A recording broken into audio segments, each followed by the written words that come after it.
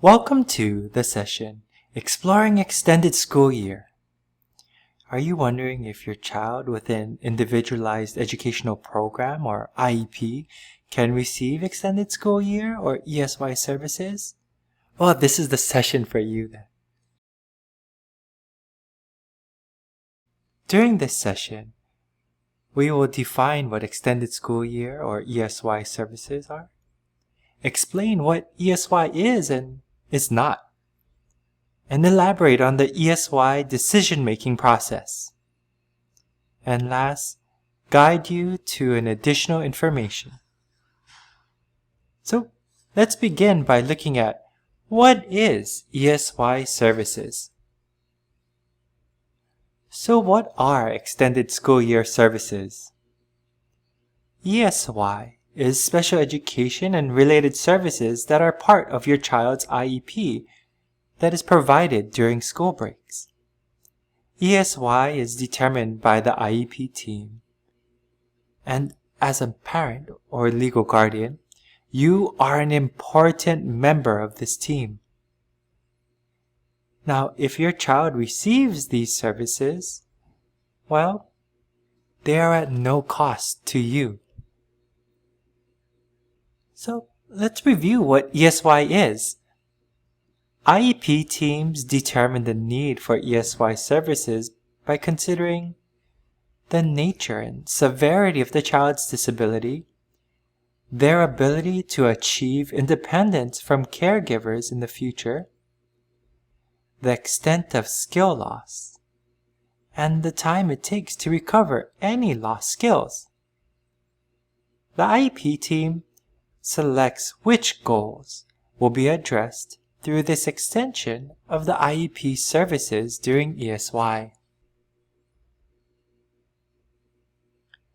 However, ESY is not provided because ESY was received in the past. It is not the summer fund program or childcare. ESY is not compensatory services to make up for services not being provided during the school year. And it is not advancement or remediation services like summer school or credit recovery. ESY is not only based on regression and extensive rate of recoupment. ESY is not based on a particular disability category or medical diagnoses. And ESY schedules must be based on the unique needs of the child and is not the same for every child. Let's review when are ESY decisions made. Decisions about ESY are made at least annually as part of the IEP process. After the IEP team has determined how your child is currently doing and what their next steps in learning will be, the team will discuss ESY. How are ESY services determined?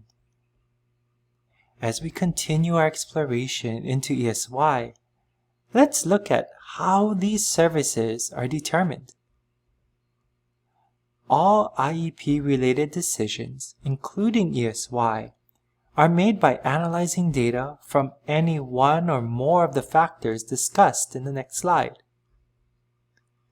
Data collection should be ongoing whenever your child is receiving services or instruction.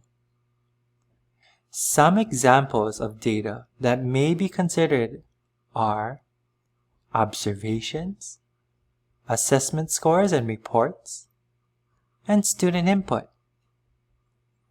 Data may be in the form of scores and other quantifiable information, or it may also be in the form of predictive conversations about how a child will likely perform in the near future, as well as anecdotal observations from family members and professionals.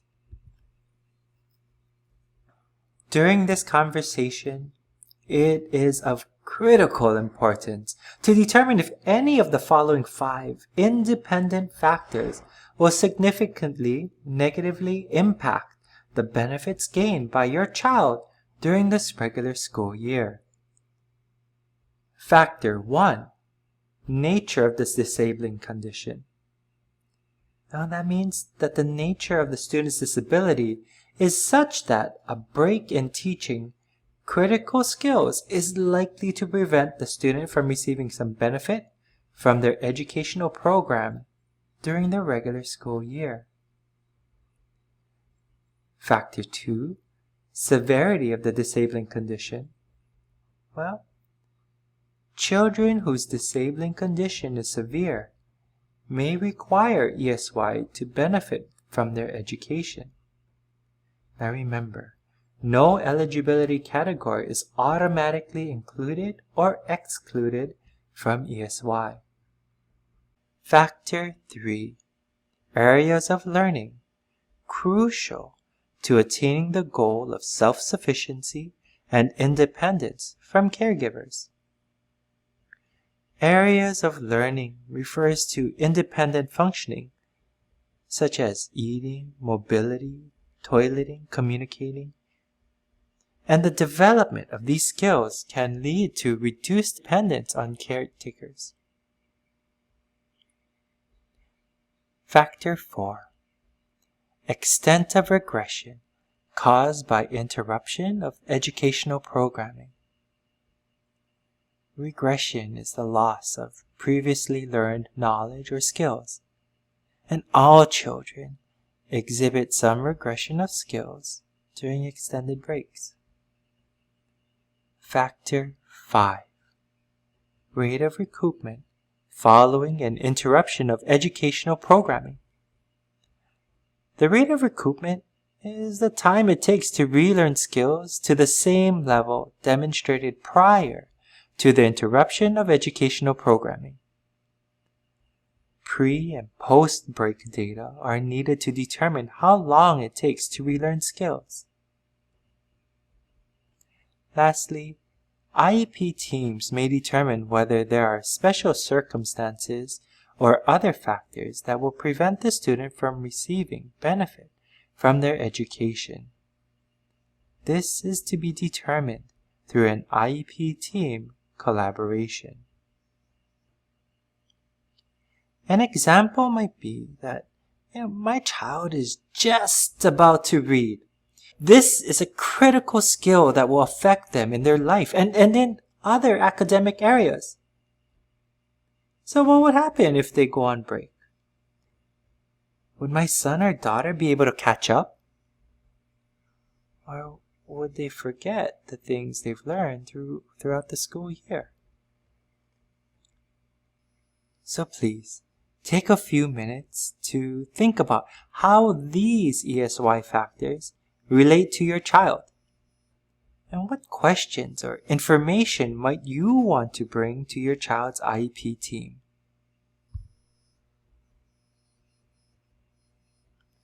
Select ESY goals. You and the rest of the IEP team will select which specific goals are impacted by one or more of the factors and will be addressed during ESY. When determining ESY services, please remember, ESY services may be delivered differently from the services provided during the regular school year. The IEP team will determine what is needed for your child to address critical skills that are emerging or needing to be maintained.